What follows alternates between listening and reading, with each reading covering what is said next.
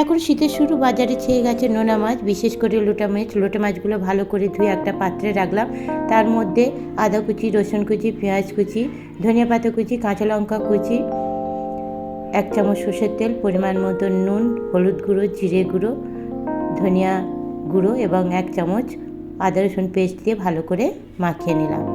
কালারের জন্য এখানে আমি ইউজ করেছি কাশ্মীরি লঙ্কা। কড়াইতে সর্ষের তেল দিলাম, কালো জিরে দিলাম এবং মাখিয়ে রাখা মাছটা তার মধ্যে দিয়ে দিলাম। এতে প্রচুর জল বার হয়, ওই জন্য এখানে কোনো জল ইউজ করব না। জলটা শুকিয়ে যাওয়া পর্যন্ত অপেক্ষা করব। মাঝে মাঝে নাড়তে থাকবো যাতে তলায় বসে না যায়। সম্পূর্ণ জল শুকিয়ে গেলে এটাকে আমি পাত্রে নামিয়ে নেব। এবার এর মধ্যে কুচিয়ে রাখা কাঁচা লঙ্কা এবং ধনিয়া পাতা দিয়ে পরিবেশন করব। অতি সুস্বাদু লাগে খেতে এই লোটে মাছ।